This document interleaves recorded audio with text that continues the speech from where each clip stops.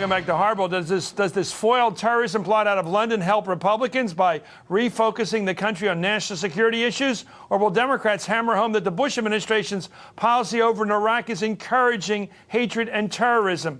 Our hardballers tonight are here to answer those questions. Amy Goodman is the host of Democracy Now! On the radio, and it's on Pacifica and on television. Also the author of Static Government Liars, Media, Cheerleaders, and the People Who Fight Back. And Heidi Harris is a radio talk show host with no book out right now. Heidi, you start. Who wins this discussion as to the object lesson of catching those bad guys over in Britain? I think the Republicans do. And frankly, I think it's a good thing some people have not forgotten about our national security. Thanks to MI5 working in conjunction with America, we were able to catch these people before thousands of innocent people were killed. Who's forgotten about our national security? There are a lot of people who have, like those who want to see us pull out of Iraq instantly. They've forgotten about the fact that we've still got the terrorists on the run, and that's the objective. You're not going to make people like us, but ultimately we can keep them on the run and keep them off balance and try to protect ourselves. So Iraq is making us safer? Well, I think it is because we've got them on the run. We've caught people like Zarqawi. You know, they hated us before we went there. So the argument that they only dislike Americans because of George Bush and because of we're over in Iraq, that's a lie. They attacked us. We weren't in Iraq.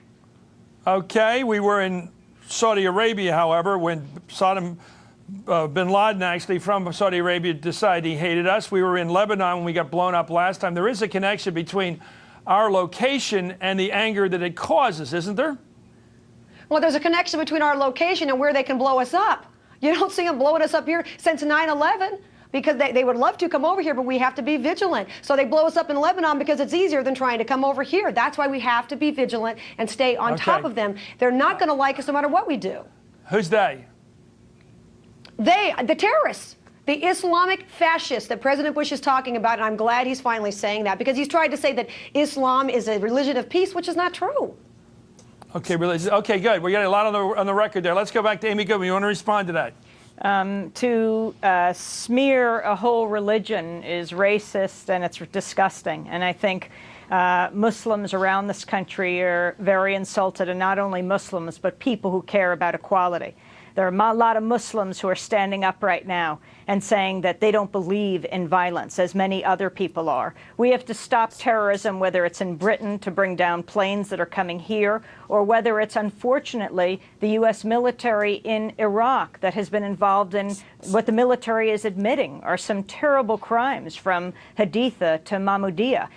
Killing civilians is absolutely unacceptable. And to smear an entire religion, I just would like to know if Heidi smeared Christians when Timothy McVeigh blew up the Oklahoma City building. Of course not. That would be ridiculous to pick up every white man in America because he's a white man or he's Christian. You really think that's what she's saying, Amy? Are you really saying that she's saying that? Well, I'm absolutely saying that when she says that Islam is not a religion of peace, it's ignorant and it's unacceptable. Except that Islam is used as a rationale by these people to commit suicide and attacking us. It's obviously part of their motive. They're killing themselves because of their religious belief, and you're saying the religion's not relevant. How people use a religion or an ideology is not an indication of what that entire religion represents. Okay, I think Heidi can handle this. Go ahead, Heidi. I'm sorry. Listen, nobody's ever said that every person who's a Muslim is a terrorist. Nobody's asserting that. But the fact of the matter is these people are committing these crimes against innocent people in the name of Islam. And not only that, the planes that were going to be flying out of Heathrow could have had people from all religions on them. They don't care who they kill. They're going after non-combatants. And anybody who goes after non-combatants is a terrorist. And if they do it in the name of Allah, sorry, they're not doing it in the name of Christ. I'm not saying that Christians have never committed crimes. And by the way, I am a Christian. I'm not saying that. But the point is, we see the same terrorism over and over again committed by the same people who claim to have the same ideology. I want to come back to this chicken and egg problem, and I want you each to answer it. Who started the fight in the Middle East? Was it our actions over there, whether in support of Israel or, in fact, our own engagement in places like Lebanon? The deal we have, I would call it a somewhat sordid deal with the Saudi Arabian government to get the oil out of that country at the expense of democracy. Our deal with Mubarak, where we give him a couple billion a year to keep peace over there. Or our deal with all those countries and our troops in those countries, 10,000 troops in Saudi Arabia for those 10 years. Were those actions contributory to the anger of the Islamic world against us? Or did they start hating us and killing us, and then we simply put troops in? Get the history straight. I need your help. Amy Goodman, Heidi Harris. I want the chicken and egg problem solved when we get back. You're watching Hardball on MSNBC. back with radio talk show host Amy Goodman and Heidi Harris. Heidi, who started this war between us and the East? You're talking about recently? Well, you know, this has been going on. Bobby Kennedy was killed by a Palestinian because he supported Israel in the '68 debate. We had the hostage taking. We had the Beirut bombing. We had the barracks blown up. We had Cobra Towers. The thing seems to have started in the '60s or '70s. Who started it? Was it our exploitation of oil in that part of the world, our support for Israel? What triggered all this hatred of us? It started a few years, actually, after Muhammad died, if you want to get real specific. I mean, this has been going on a long time. The Crusades were nothing but an answer to Islamic aggression. I have no problem with people who are Muslims. You want to come to America? You want to be free to worship in your mosque? Fine. There is no freedom in Islamic countries. And people who are Islamic fascists, as President Bush describes them, want to take my freedom away. And that is something I'm not going to stand for, and we as a nation have to stand against it. They hated us before Israel was a nation again in 1948. Come on, this has been going on. You know, like I said, it started after Muhammad died, and it's just going to continue. We can't stop people from hating us, but we can try to stop them at the gates and try to protect our nation and keep the freedom that we so much appreciate. Amy Goodman, give me the same kind of narrative, if you can. People don't like to be occupied, whether it's Americans throwing out the British and the American Revolution. Palestinians don't want their lands occupied. The Lebanese don't want their land occupied right now by Israel. And the Iraqis don't want the Americans in Iraq right now.